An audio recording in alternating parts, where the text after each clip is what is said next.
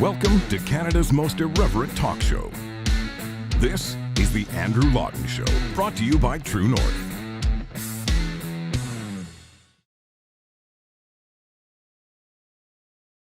Hello, everyone, and welcome to you all, TGIF. It is Friday, May 12th, 2023. You are listening to The Andrew Lawton Show, or you're watching The Andrew Lawton Show, or you are just ingesting via osmosis The Andrew Lawton Show. I don't recommend it, but we are an equal opportunity broadcast platform. You have to get all the angles covered with C11.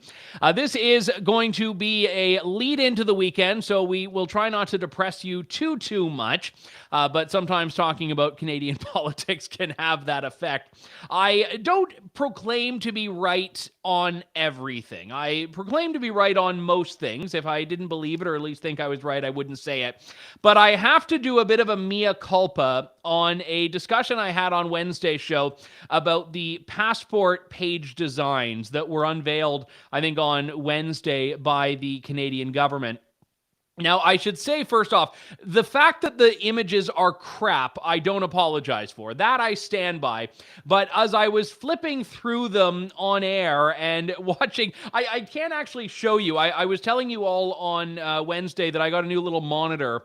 So in front of me, I can see things that's happening. The monitor is like this big. So, and it's, about 2.5 feet away. So the reason I share that with you is that I was trying to just riff on what was in these images with not a very significant view of what was actually on them. So I had one person, Susan Hamilton 1822 on Twitter, tell me I may need glasses. See, I can't even read what Susan Hamilton's writing there. She says it's a polar bear and an Inuit fishing through the ice, Andrew. You may need glasses. So the context of this is that I was trying to discern what the images were on the passport. And we were on specifically page 36 and page 37, which, if we can pull that up, is on the right side pretty self-explanatory. It's the polar bear in the Arctic. And on the left side, I don't know why, but I saw a penguin. And I realized that penguins don't live in the Arctic. They live in Antarctica, which is, as the name suggests, the opposite of the Arctic. And I sort of just saw like the top of the head was a little pointy, kind of like a beak. And then the thing that sort of looked like a ladybug shell coming out the back, I thought was maybe just the feathers, the rear feathers. And then the boots, I don't have an answer for, except to say that maybe penguins' feet get cold as well. And the fish, underneath it. So anyway, so it seems abundantly obvious after the fact that was an Inuit person ice fishing. But at the time, when I was just sort of like making it up as I went, it was a penguin in a very anachronistic setting that was, for some reason, not being consumed by the polar bear. Now, even so, I still, put that back up there, Sean, I'm still kind of skeptical about why the Inuit person is ignoring the polar bear behind them. Like, that strikes me as a tactical error. If you are going to be in the Arctic looking for food, to be like, oh, let's just find this little salmon here. I'm going after the Arctic char. Well, the giant polar bear is behind me. But, maybe they're one with nature and I'm not. I mean, what do I know? I thought that was a penguin and not a kind Inuit person. In any case, I want to talk a little bit here about some far more substantive matters. Yesterday in Ottawa was the March for Life. By all accounts, about 7,000 people from across the country, pro-life advocates, descending on Parliament Hill to say that we stand for life. Now, historically, the March for Life has been about supporting life in the wake of abortion policies in Canada. But it's also about euthanasia and assisted suicide, which, as we've seen in the last couple of years in particular, are areas where the government has promoted and promulgated a culture of death. And I think in this way, the pro-life movement has a lot more momentum now than it has in some of these other iterations of it. But the Liberals get very antsy whenever anyone's discussing abortion, when anyone's discussing life issues. There was no real political context for the Liberals to be talking about abortion this week. The March for Life was out there, as it always has been, but instead the Liberals were firing on all cylinders, tweeting, putting out statements, commenting on things, and then releasing this little video. I'm pro-choice because it saves lives. I'm pro-choice because I don't believe a man or anyone has the right to tell a woman what she should do with her body. I'm pro-choice because abortion bans endangers women's lives. I'm pro-choice because reproductive health is health. Because our daughters deserve choices. Because reproductive rights are human rights. And a woman has the right to determine what she does with her own body, including her sexual and reproductive health. I'm pro-choice because women should have the right to choose a safe and legal abortion with privacy and dignity. Because a woman's right to choose what she does with her body is her choice and her choice alone. Because a woman's autonomy over her own body is not only a human right, it's her right. I'm pro-choice because a woman's right to choose is her choice and her choice alone. I'm pro-choice because it's a human right. I'm pro-choice because I believe that women's rights are human rights. Because women should have the right to choose what happens to their own reproductive health. I'm pro-choice because I believe everyone has a right to safe and affordable health care. Because what happens to a woman's body should be her choice and her choice alone. Because choice is choice. It's about respect. Because women should make their own healthcare decisions and have control over their bodies. It's 2023. Je suis pro-choix parce que les décisions des femmes appartiennent aux femmes. Because access to safe and legal abortion is a fundamental right. I'm pro-choice because I believe that this issue should not be in the political arena. I'm pro-choice because we won't go back. We will not go back. So, I mean, look, most of it is just repetitive. I like the I'm pro-choice because choice is choice. Choicey, McChoice face. And then you've got other people on there that are saying various iterations of the same thing, women's health and human rights. And I like the MP standing in Parliament Hill saying this shouldn't be a political issue. It's like, okay, well, great, then shut up. But here's the fascinating thing about this. All of the people talking about the rights for those of us who get pregnant. The fact that they were even saying she and her, I think, is a bit transphobic, don't you think? But let's just set that aside for a moment. They're all talking about the right to do what one wants with one's own body. These were the same people that imposed one of the most draconian vaccine mandates on Canadian individuals. The vaccine mandate to keep your job in the public service, the vaccine mandate to get on an airplane, to get on a train, to get out of a 2-week quarantine, to get out of a quarantine hotel. So all of these people saying, I will never, ever fold when it comes to people having the right to make their own choices about their own bodies. I'm like, have you forgotten like the last 2 years, you pathetic hypocrites? Apparently they have, or they just don't care. But let's talk about the existence of the video itself. Now, I'm pro-life, I make no bones about it, but let's be honest here. In Canada, the pro-choice movement has won.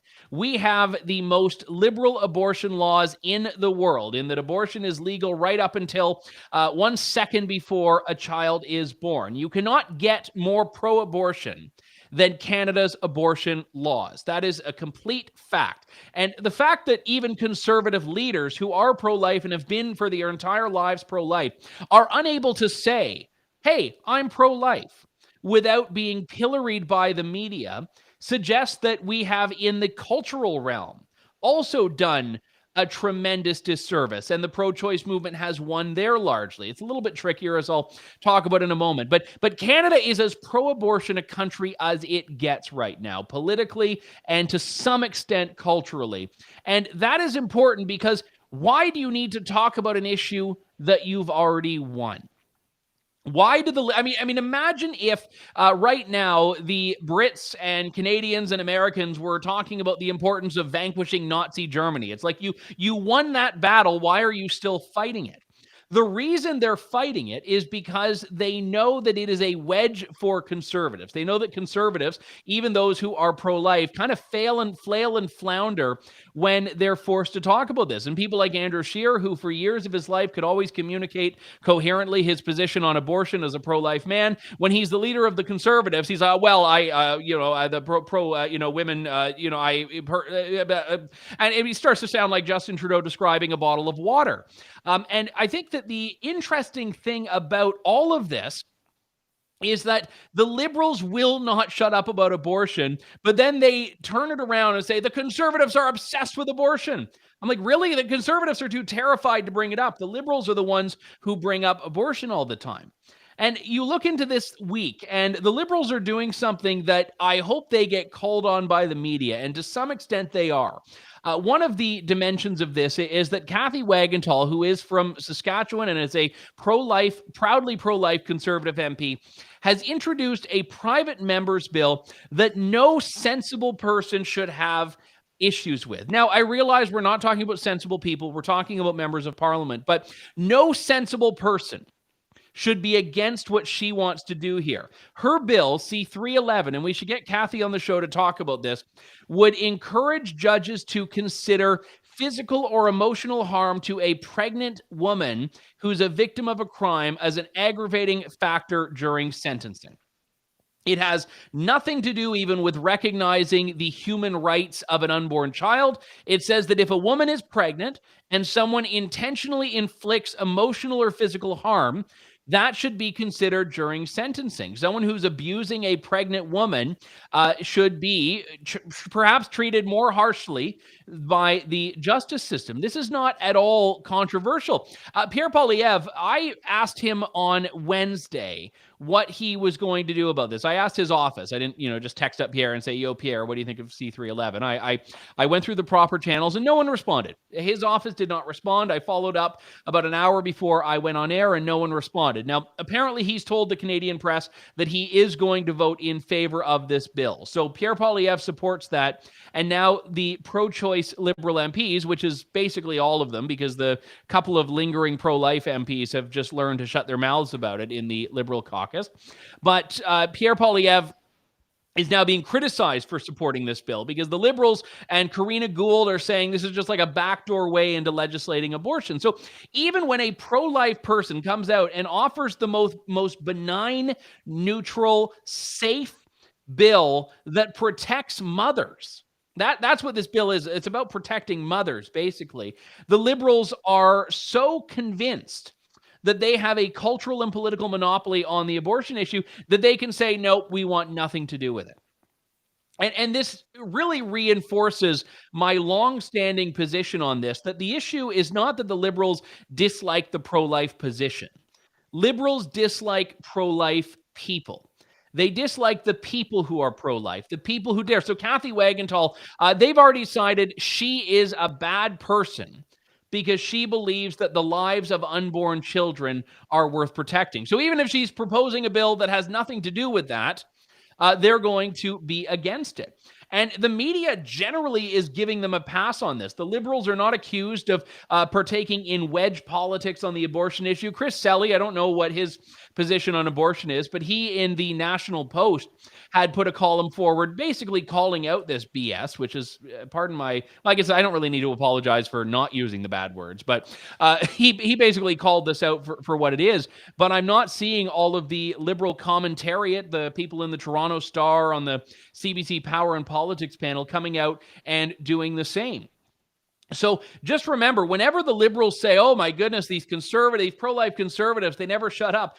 They are the ones who are never shutting up about abortion. Now, the caveat here, when you talk about the culture, is that I think, generally speaking, the Canadian culture is not as pro-choice as you're led to believe. There are a lot of people of faith in this country, be they Christians, Jews, Muslims, Hindus, Sikhs, Buddhists, pretty much every mainstream and even most alternative religions in this country and in the world support the pro-life position, at least to some extent. I mean, maybe they wouldn't go so far as to say abortion should always be banned, but you'd find, if you polled the entirety of the country, as has been done many times, that when people know what the current laws are in Canada, that abortion is legal right up until the second a child is delivered, they do not support that.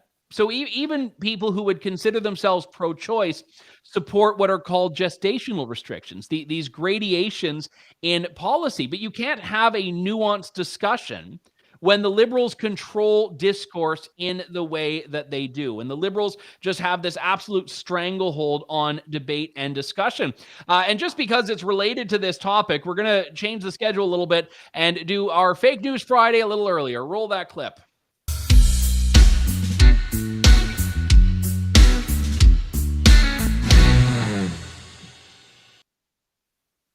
Yeah, this is, it's not news per se, but a Liberal MP, Adam Van, I don't even know how to pronounce his last name. All the Dutch people people are going to be mad if I butcher it. It's like Adam Van Cover for Ververden or something. But he tweets out, like all the Liberals are, Canada needs to do more to protect reproductive rights, not less. Conservative MPs regularly introduce legislation that would limit access to abortion, undermining women's right to choose. Spoiler alert, Pierre Poilievre says he supports this bill. Well, this is a rare example of the fact checkers getting it right, and Twitter has gotten a little better on this.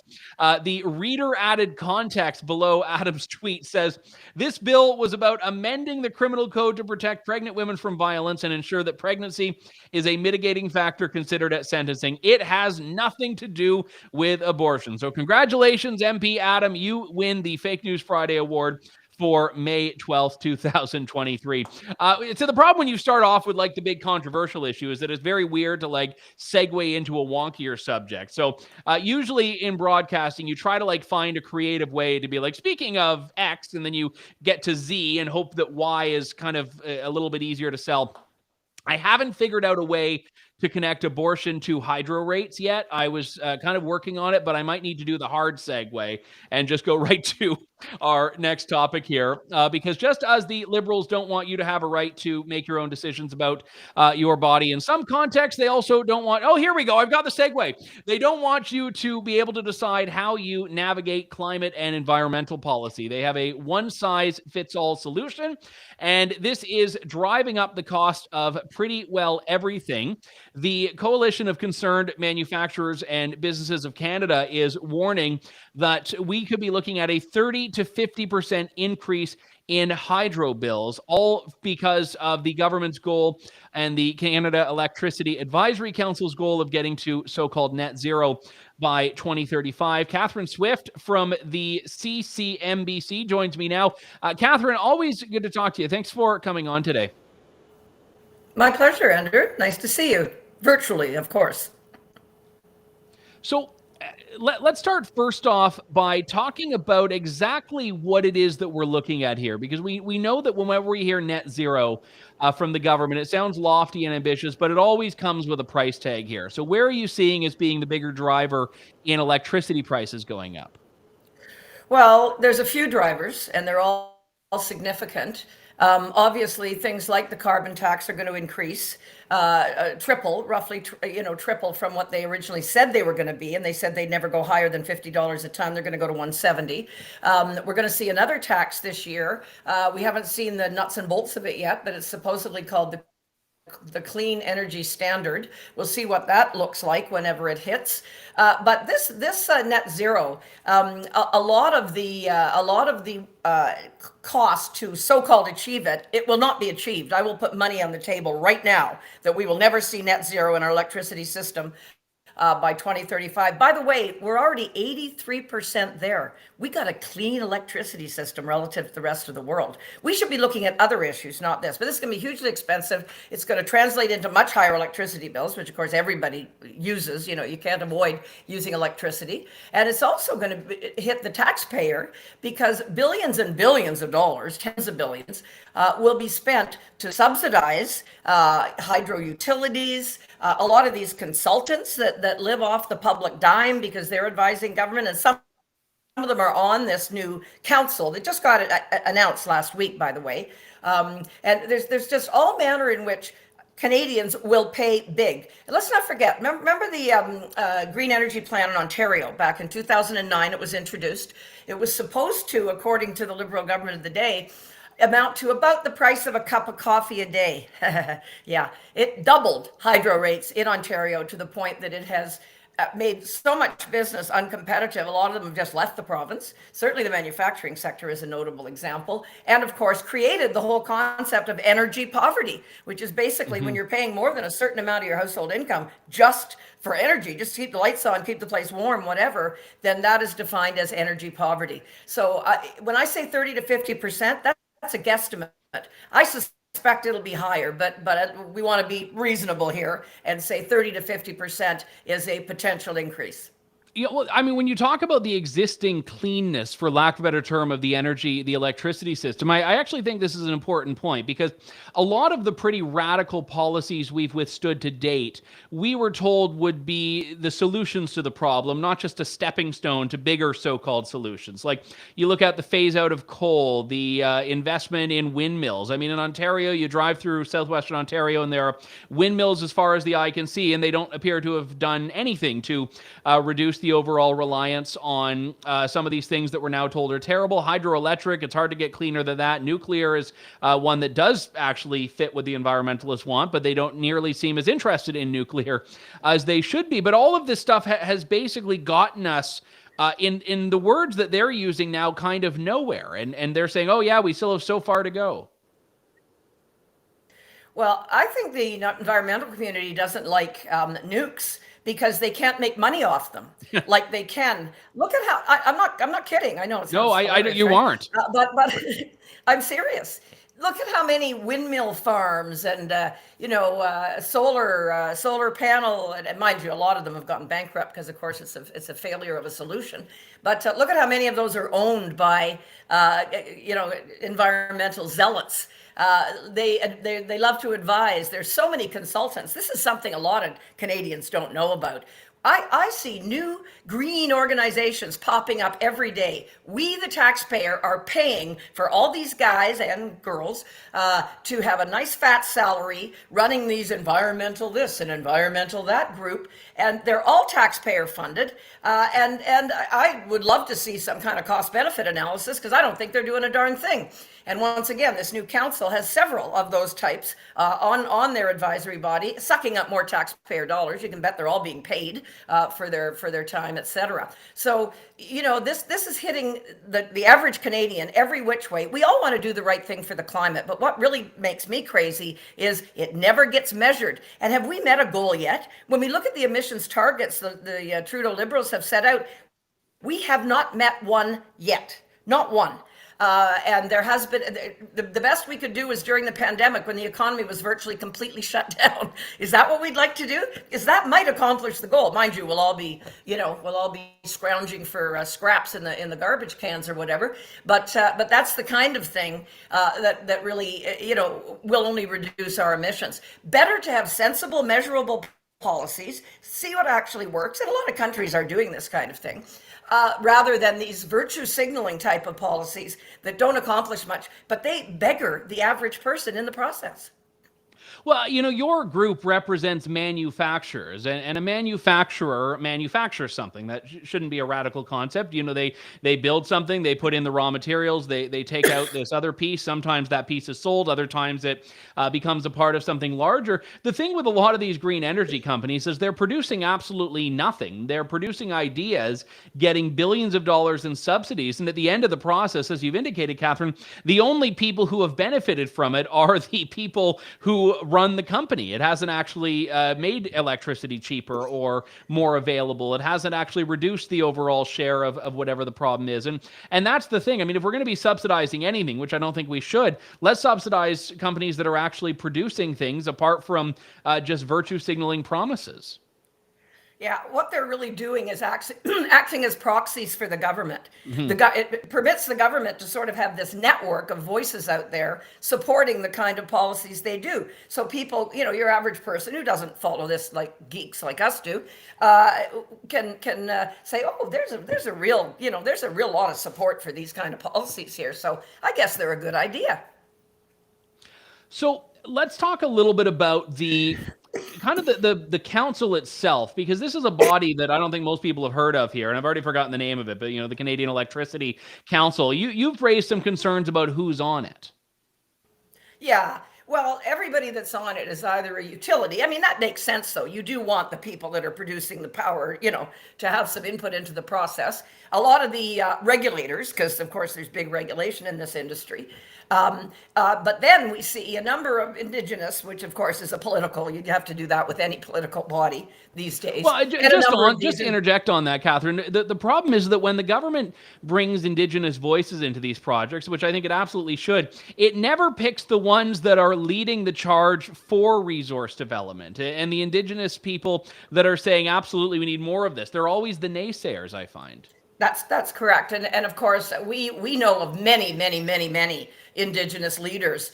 In fact, the vast majority are in favor of these projects because they see economic value for their communities. And if you want to do something like fix water problems on a reserve, for example, best thing to do is give these people good jobs, give these communities resources from our very many rich resource industries, and the majority want it. But you're right, the ones that fight it, usually being funded by American environmental groups, by the way, are the ones that they put on these particular councils. But anyway, the other representation is a number of the enviro zealots, the people that are out there making their living, and making a very good living, by the way, on our tax dollars, subsidizing them to be voices out there pushing these extreme radical solutions. What kills me, because one of the big impacts here, should it come to pass, which again, there's a lot of, if we get a change of government, a lot of this is thankfully going to be reformed quite substantially, I would hope. I hope some sanity will prevail. But we don't have any consumers on there. The people that are going to be paying for this are consumers, taxpayers, and businesses, naturally, businesses as taxpayers, and also having to hobble their businesses, because we've seen some of these emissions caps that are being discussed, such as the agricultural industry is a great example. Are we really going to cut our food production? Is this a sane thing to do? No, it's not. So anyway, we don't have any of these groups represented, absolutely none. So that to me is a glaring omission that should be corrected, but it won't be, because again, the government doesn't want to hear from these people that would present some facts that make this look as outrageous as it actually is. Catherine Swift from the Coalition of Concerned Manufacturers and Businesses of Canada. Always a pleasure, Catherine. Thanks for coming on today. Thank you, Andrew. Well, and just to build off of one of the things Catherine mentioned at the end there, one of the challenges that always comes up with this is that the consumer can do pretty much nothing about it. And I look at energy prices in Ontario, for example, which were for a time one of the largest, one of the most expensive jurisdictions in the world for energy, certainly the domestic or the developed world. And the thing about it was that you could, as an Ontario resident, be like, okay, I'm going to turn, I've got like 5 studio lights around me. So I'm like, my carbon footprint is, that of a small African village. But the thing about the carbon footprint is that you could say, okay, I'm going to turn off the lights. I'm going to do my laundry in off-peak hours on weekends. I'm going to wash my dishes by hand and not, like, you could do all of this and you'd save like $3 on your hydro bill, because when you look at it, you'd be like, okay, usage, whatever kilowatts per hour, delivery charge, $100. It's like, well, what did they deliver? I didn't use anything. But it was these fixed costs, or the carbon tax, these fixed costs that were on it, that meant it was pretty much inescapable for the average consumer. And I think that's true of a lot of these increases we're seeing now. It's not going to come down. You can't do anything to get away from them or to avoid it. You're just kind of screwed. Want to shift gears here yet again. The problem with Friday is that, like, all the stuff we don't get to earlier in the week, we all have to like put into one seamless narrative. So we're abandoning the narrative and abandoning the seamlessness, and hopefully it's just interesting enough to keep your attention.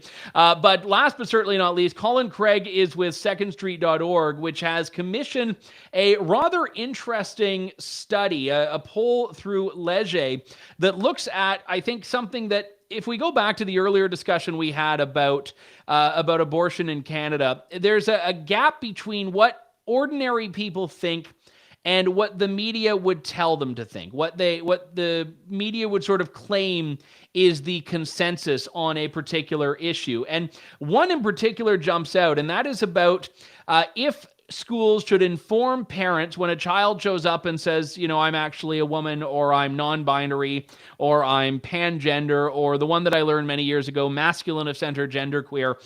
So a student goes to a teacher and says, I'm this, and these are my pronouns. Should parents be notified? 57% in this poll said yes, but that would be a position that, when it's been mentioned by politicians in other jurisdictions, is like this hateful, bigoted, transphobic position, where it's no. I think parents in general general should know what's happening between their child and their child's educators. Colin Craig is with me now after that lengthy wind up there. Colin, good to talk to you. Thanks for coming on today. Having me, Andrew. So let's start with the why you've done this question. I mean, Second Street, I know we've had you on, has done a lot on energy policy, on healthcare. This was, when I saw this, I'm like, oh, really? They went there. Yeah, well, we put our fingers in all the pies. You know, we spend, you're right, we spend a lot of time on healthcare and natural resource issues, but we do some work on education, taxation, lots of different other policies. And we actually did a poll about 2.5 years ago. And one of the questions we asked was, do Canadians think that the public school system has gone in the right direction or wrong direction over the last 20 years? And at the time, about 32% said wrong direction. And we thought, well, that's actually pretty high. That's a pretty significant number of Canadians who don't think the system's going in the right direction. But this time it was 51%. So it's a very, very big jump. And the reason what got us going with this poll is we thought, well, let's ask that question again. And then we sort of were looking at some of the other issues in education. And this was one where, you know, like yourself, and I'm sure lots of your viewers, I had seen these different stories coming up about parents being kept in the dark about, you know, what their children are talking with their teachers about when it comes to pronouns and transitioning, having very serious discussions. And I thought, you know, I wonder if there's any public opinion research on this for Canada, and I hadn't seen any. There were some numbers from the States. So we thought, well, let's ask the question and see what Canadians think. Well, and the other one that was interesting, not as decisive as reporting back on, you know, gender identification, is this one. 47% of parents agree, or of respondents agree, that schools should have to make materials for topics on gender and race-related topics available ahead of time for parents to view. Now, that one I find interesting, because I think largely a lot of curricular materials are available ahead of time, but I don't think most parents have the initiative to go in and seek those out. Some do, but I was curious kind of what your insights were on that. I mean, is there this realm of materials that parents cannot access and do not know are being taught unless their child tells them? Short answer is I'm not sure exactly. I know in the US there have been some challenges where parents have tried to get access to materials that are being taught in schools and they've had trouble. I'm not sure exactly where that's at in Canada, but I think it's an easy solution that can sometimes help in cases where parents are concerned about what's being taught. For very sensitive topics, we have technologies makes all this stuff so easy now that schools could put this information out ahead of time. So a parent could go in and see, okay, what's my child going to learn about, say, gender-related issues or race-related topics? And just kind of understand, well, do I want my child learning that? Yes or no? And if they have a deep concern, they can say, well, you know, I'd like my child to sit in the library during that lesson or whatever. The other option, of course, and this was, you know, someone else raised this with me, and I think it's a good idea. It also allows parents to know, okay, my child's going to learn this in school today. I want to present a different perspective to them when they get home, so that they can learn a little bit more and, you know, see different viewpoints, have maybe a bit more of a balanced learning exercise when it comes to this topic. So we thought, you know, this would be interesting just to see what Canadians think. And like you say, certainly more Canadians think that's a good idea than people that say not to. I want to drill down to that one question I led in with about the 57% say yes, the teacher should have to tell, or the school should have to tell parents if a child wants to change their gender or use different pronouns. The regional breakdown I found quite surprising here, because I think if you were to say this, everyone would be like, oh yeah. If I were to ask which province said this yes the most, people would say like, oh yeah, you know, clearly Alberta. And Alberta was actually kind of, it was below the mean there. You know, BC, unsurprisingly, was the lowest, even then at 49%. Alberta, 54% said yes. The real outliers here on the high end were Atlantic Canada and Quebec. Now, Atlantic Canada is a smaller sample, 100 people, so there could be in that a bit of a, you know, perhaps a sampling issue, but Quebec, 61%. So regionally, I found that just quite interesting. Yeah, those numbers certainly are interesting that, you know, it is higher in those provinces. Like you say, the samples are smaller, so it could be just, you know, partially due to having a smaller sample size. But it's not just the more conservative the province, the larger the number. Ontario was higher than Saskatchewan and Alberta. Yeah, and you know, we're not an advocacy organization. We're not taking a position in terms of what governments should and shouldn't do on this. I mean, my own personal opinion is that, yeah, I think parents should have the right to know. I mean, this is a pretty serious thing for a child to be assuming basically a different identity at school if they're changing their pronouns, but also even chatting with the school system about, you know, how do I go about changing my gender and trying to have surgery and all this stuff. You know, my colleague makes a good point. He says schools can't give students a Tylenol without checking with parents first. We're going to let them engage in this pretty serious psychological intervention. You know, I totally understand why parents would want to know. And what I think is interesting is the breakdown between parents that say yes and parents that say no, or rather Canadians that say yes versus no is 57 to 18.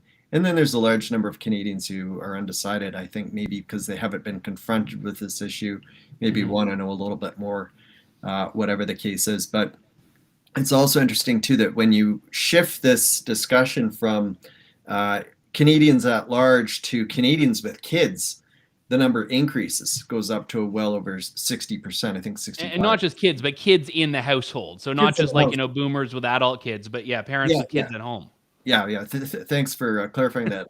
Yeah, it's people with young kids, they want to know. And like I said, I can't blame them. And I think it makes sense because this would be a very difficult thing for a child to be going through if they're suddenly confused about who they are and that you'd want to, as a parent, you'd want to be helping them, right? You'd want to be there to guide them and maybe regardless of what side of the debate you're on with this, I think any parent would want to be there to support their child if they're going through something that's very difficult. Yeah, I mean, look, I'm in my 30s. I'm one of the dirty millennials that I complain so often about. And one of the challenges I find is that I think that I was kind of part of this transitional period where parents were engaged in the education system and, you know, wanted to do the parent-teacher checkups and read the report cards and learn. But for the most part, sort of just trusted that the system was working, just sort of dropped you off at school in the morning and that's that. And I think that parents would be doing a tremendous disservice to themselves and their kids to do that. And all the parents I know, and granted, I mean, there's a bit of a selection bias in terms of who I talk to more often, but they just don't trust it. And the number of people I've heard from that have just self-selected out of the public system who are not the traditional private school or homeschool demographic, but it's largely because of stuff like this. Yeah, it feels like there's been a lot of controversial news stories in the past while involving public schools. I mean, you're based in Ontario, the Oakville teacher with the extremely large fake prosthetic breasts. I'm sure most of your viewers have seen them. If not, if you Google it, you'll see that these fake breasts were about the size of a Gatorade cooler that, you know, an NFL team might throw on its coach after winning the Super Bowl, like absurdly large. What football games are you watching? Well, you know, right? You follow the champions, you see these giant coolers being thrown. That's how large these fake breasts are, and many people found them demeaning to women. So you see that kind of thing, and then you see a school system that was just frozen, unable to deal with this, something that I think many people would consider to be extremely inappropriate. On the other side of Canada, in British Columbia, small town Castlegar, BC, an elementary school teacher had a drag queen read to children in the classroom through Zoom. And so many parents were outraged about this. And so regardless of where you stand on these issues, I mean, these are pretty controversial things. And I think more than anything, what we're seeing is a need for more choice. And Alberta has a good solution with charter schools here. For those who aren't familiar, they're basically schools run by nonprofits that are funded by the government. And they tend to specialize in different things. One might specialize in science and math. Another one might specialize in a particular like cultural study or language, whatever. Parents have more choice that they can choose schools outside of the public school system without facing a huge bill, because like I say, the government will fund these schools. So it does give parents more choice. And I think in the rest of the country, we would be wise to be looking at that, because clearly there's a pretty high dissatisfaction rate with the direction the public school system's going in. Yeah, very well said. People can read the results for themselves over at secondstreet.org. And if you are a parent, at the very least, pay attention to what's happening in your kid's school so you don't get blindsided whenever these stories come up or an Oakville teacher is waving the stories in your face, so to speak. Colin Craig, always good to talk to you. Thanks for coming on today. Thanks a lot, Andrew. All right. That does it for us for this weekend. We'll be back Tuesday with more of Canada's most irreverent talk show after leaving you with that wonderful visual from the Dominion in Oakville. But thank you very much. We will talk to you soon. Have a good one. God bless and good day to you all. Thanks for listening to The Andrew Lawton Show. Support the program by donating to True North at www.tnc.news.